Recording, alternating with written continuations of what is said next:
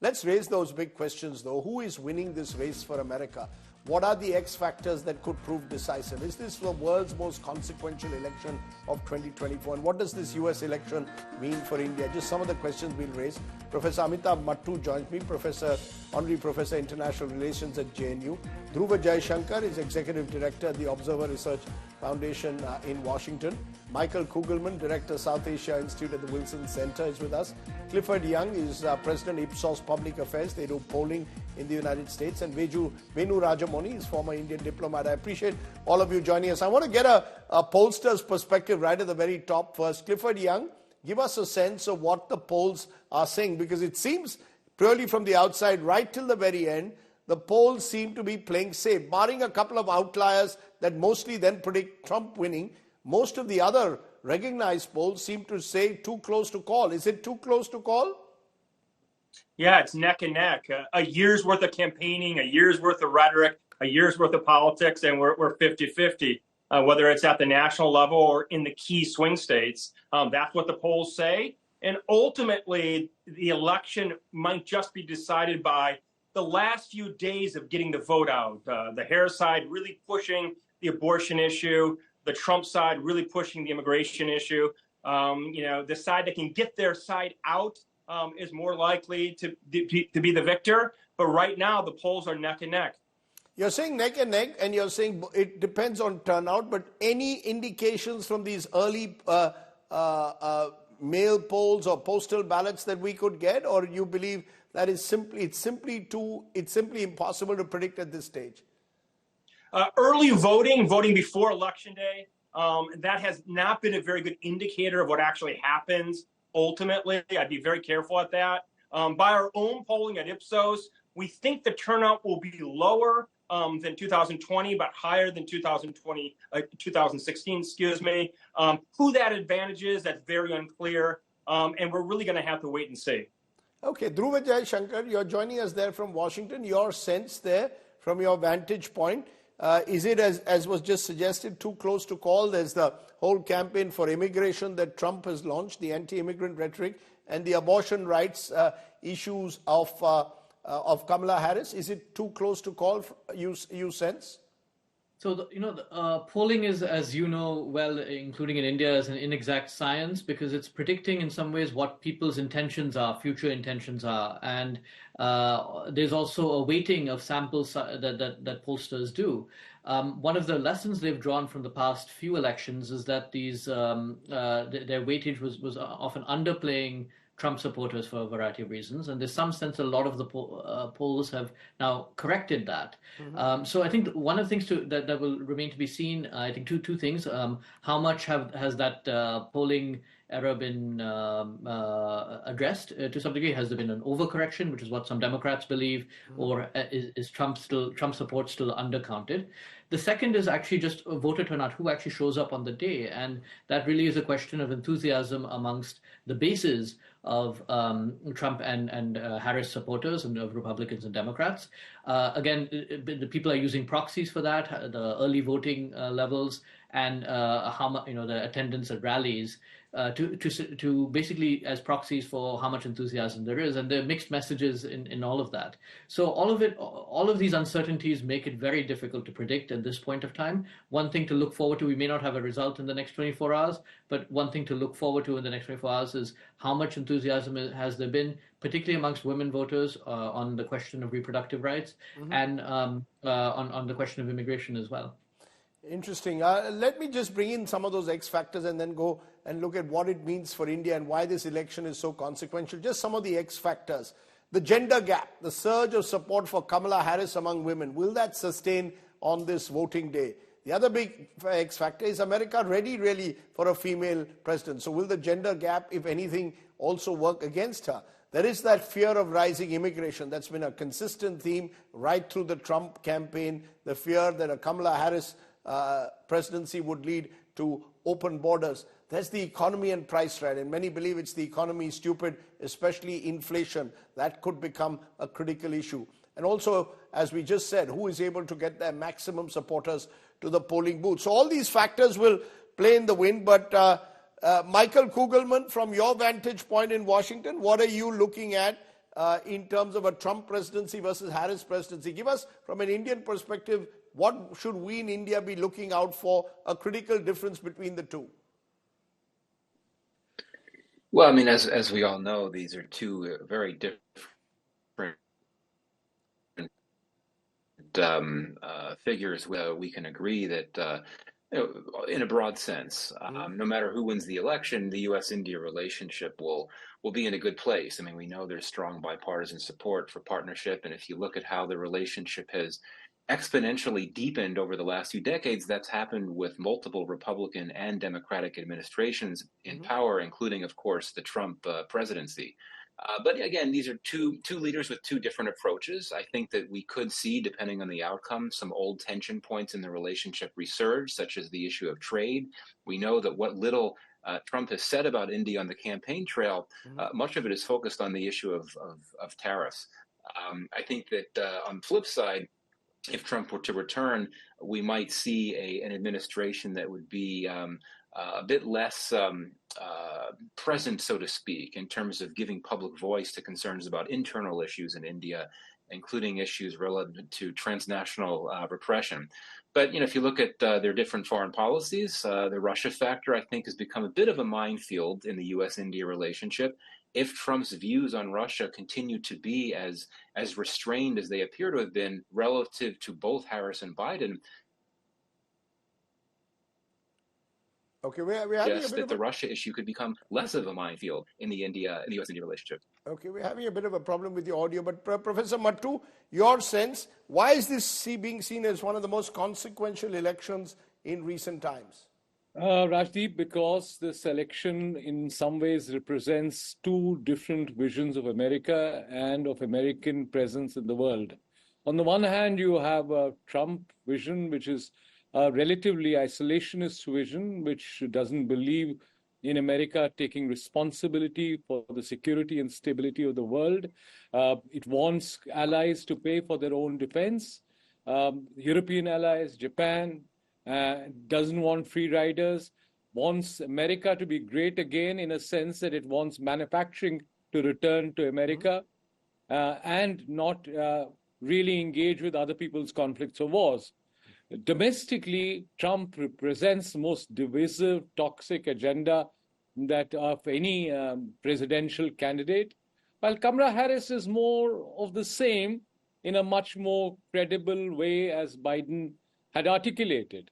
If you ask me, my gut feeling is that I think America is not ready for Trump too.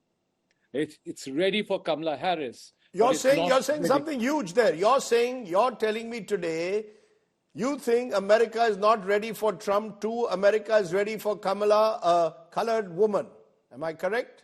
Absolutely. I think the toxicity of Trump, particularly in the last few days, particularly during the racist slurs in Madison Garden, the obscene gestures with the microphone not working, has just brought home to the average American that no matter what Trump represents in terms of the old American dream, in terms of family values, in terms of making people work harder, getting them jobs, and giving them a vision of what America was like in the last century or the beginning of most of the 1950s and 60s. The fact is that is all really overwhelmed by the fact that Trump is himself unpredictable, mercurial in the euphemistic sense, and dangerous. He's playing out of a playbook which Joe McCarthy's lawyer and then Trump's lawyer, Roy Cohen, laid out for him, which is speak lies, create a bullyish attitude by trying to drown out all opposition, and that'll help you win. Most of the time that he has succeeded. But my sense is, especially given the current polling, final polling, where Kamala Harris has seen a surge, that he is unlikely to win Pennsylvania. Kamala Devi Harris, to get her name right, will be the president of the United States, even if it's declared 90 hours from now. You're saying Kamala Devi Harris, and that in itself, Venu Rajamani suggests there is this India connection. But as some of our reporters have been suggesting, Indian Americans in large numbers continue to support Trump. Do you believe that there is a clear distinction to be drawn at this moment between a Trump presidency and a Harris presidency? Or is there simply bipartisan consensus which shouldn't make all that much of a difference? I think when it comes to India-US relations, as already mentioned by the previous speakers, the foundation is very strong. We have seen steady progress. We have seen a lot of major achievements. None of that are going to go away irrespective of who becomes the president. But certainly Trump and Kamala Harris are very different people. We will both have good points as far as India is concerned. Both will also have areas where we strongly disagree, and there are many irritants. But more important, I would say, is what Amitabh Mattu has been just talking about. We should first think in terms of who is good for the US, who is good for the world. There it is absolutely clear. If the kind of toxicity which Donald Trump represents wins, it is going to have an impact across the world. It could even have an impact in India. So let's be clear. How would toxicity of Trump when he targets Puerto Ricans, when he targets immigrants, have an impact on India? Because it is essentially a fight against pluralism.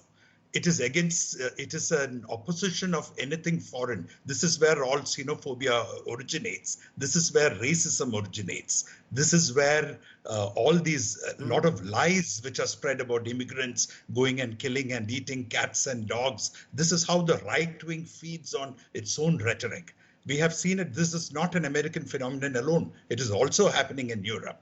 And this anti-immigrant sentiment can come back to bite both Indian immigrants abroad, can also spread to other countries. So a country like India, which is essentially pluralistic, whose biggest strength is our diversity, has to stand up for pluralism everywhere in the world. And I think Kamala Harris stands up for that much more than Donald Trump. Dhruva Jaishankar, is that true that Indians in America are seeing this through the prism of pluralism, or is there any truth to these reports that suggest that Indian Americans are largely supporting a Trump presidency? So the honest answer is we don't know, we'll see. But I think two things to look at in terms of the Indian American vote. So one is historically, Indian Americans, about 2/3, between 65 and 70% of Indian Americans tend to be registered Democrats who vote reliably Democratic. About 25% tend to be Republican and vote Republican. Overall, compared to other ethnic groups, that suggests that Indian Americans are actually amongst the most democratic leaning traditionally of ethnic groups in the US.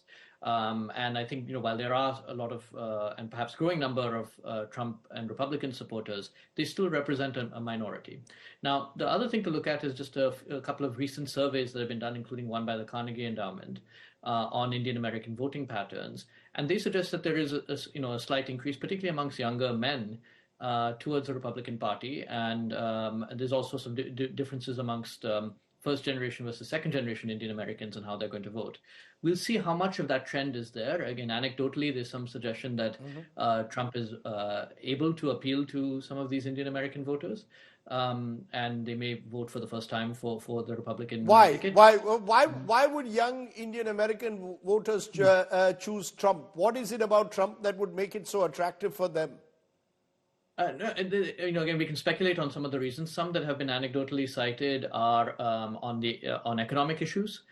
They tend to be, want lower taxes. They want, for some of them, it's immigration. They believe that they've immigrated legally, but the Democrats are too soft on illegal or undocumented migrants. So again, we can speculate on some of the reasons. There's a little bit of polling data to suggest it, but not enough to reach firm conclusions. Let me take what you just said to Clifford Young, because he does polling. Clifford, is there any truth to these reports that younger Indian Americans or the second generation tend to slightly sway towards Republicans compared to first generation who were overwhelmingly Democrats? Yeah, well, we don't have data specifically on Indians, but if you look at second generation in general, especially Latinos, which is the largest non-white segment in the United States, there is a slight trend towards being a bit more conservative, a bit more Republican. Issues of the pocketbook economic issues and inflation are especially important. We have to emphasize that the whole reason that Trump is stronger this electoral cycle and the Democrats are a bit weaker is because of inflation, and those voters on the margins that typically might sway Democrat have been tilting more Republican. So one, second generation tends to be a little bit more conservative. Pocketbook issues are important, and they're especially important this electoral cycle because of the inflation issue. You mentioned inflation because Amitabh Mattu, if you go across the world, most incumbents this year have suffered setbacks. Even the BJP government here lost seats in 2024. The British government was wiped out of office. The Conservatives were out of office. There's a sense that this could be the year where every incumbent, and in this case the Biden-Harris presidency, you could argue, faces challenges. You're the one outlier who's gone on a limb and said you don't expect a Trump 2.0, but the world might well suggest this could be Trump as the new anti-establishment figure in a way. I mean, obviously, as I said, the pollsters still think it's a dead heat. But in terms of the economy as well, the American economy is surprisingly doing remarkably well. And inflation figures are often exaggerated. The poor state of the economy is often exaggerated by Trump and his supporters. And in terms of bilateral relations, there are two reasons why I think Trump would be bad for India. One, you have still a large number of people from Andhra Pradesh, Maharashtra, Punjab, Gujarat going on, just to name a few states anecdotally, who go on H-1B visas. He's going to come hard on H-1B visas. So Indian professionals who see America as a land of opportunity, that will start trickling down. Secondly, in terms of trade, he has said that he is going to probably put a 20% tariff on Indian exports into America, which means that the net impact, as someone's worked out, it could be as much as 0.03% of India's GDP could come down because of the tariffs that Trump would lay down. What is the pro? What is the good side? Trump is not really worried about what you do within the country. He's not, as much as the Democrats, going to be interfering on human rights issues, on issues like non-proliferation. But he is unpredictable. You never know what Trump will do the next day. The fact that 90% of his previous administration, anyone who served in his cabinet or with him as a vice president or otherwise in the armed forces, has no confidence in him, should reveal how much faith people have in him who have worked with him. Yeah, but he does, in his last days, Michael, in the last few days, his campaign has been, are you better off today than you were 4 years ago? Just to get a sense from you, Michael, in terms of foreign policy, do Americans believe they're in a better place today than they were 4 years ago? Are they in a worse place today than they were 4 years ago? Well, I mean, it's hard to say without proper polling data, but I think that many Americans recognize that foreign policy and foreign affairs have become an issue in this election and could well have an impact on it, particularly the Israel-Gaza war, and the fact that you have some key voting constituencies, Arab Americans, Muslim Americans, that have been very unhappy about the Biden administration's policies, to the point that many experts are saying that a swing state like Michigan could the outcome there could be impacted by considerations about U.S. foreign policy. But typically U.S. elections, like elections in many countries, are decided by bread and butter issues, economic issues, other domestic issues. What is notable about this year's election is that I do think that foreign policy considerations will have some type of impact, not a dominant impact, but an impact nonetheless. Venu Rajamani, in conclusion, you suggested interestingly that this election is about diversity versus this notion of America first that Trump puts up. Do you believe that diversity can triumph? There's a fear that Kamala Harris has moved so far. I mean, her critics suggest that she has moved so far down left that she's lost that centrist space, and that's the one that Trump hopes to capture in the next 24 hours. Well, she originally comes from the left, and she has been trying to position herself more in the center in order to win the elections. We see what is happening. In fact, what is happening in Gaza, her position there, which is still very pro-Israel, is a typical reflection of the fact that she has moved from her original base. But ultimately in politics, in US politics, which is the most important, the oldest democracy in the world, the most powerful nation in the world, it is important that decency triumphs. It is important that rules triumph or ethics triumph. And in all these aspects, Trump is such a failure that if he were to win, it is a colossal tragedy for democracies across the world, not just for the US. And as I said, it sets a trend for many more things to happen. If Trump starts a witch hunt, if Trump starts undermining constitutional institutions, which he already did during his previous term, even when he loses and if he challenges the elections, all this portends very badly for democracies across the world, for the liberal order, and if his effort to spew hatred, to build on this rhetoric over immigration, to create the fear of migrants as the main winning plank for himself. Added to that is also a certain amount of Islamophobia, which again has been seen in his previous terms. I think this is a very sad day. Okay, so we'll wait. Those are all reasons to look forward to what America decides. Which direction does America go in this critical election at the end of this big election year of 2024? To all my guests, I look forward to listening to your views once the results are out in about 24 to 48 hours, or who knows, in America, it could take as long as 90. Thank you all very much for joining me here on the show tonight.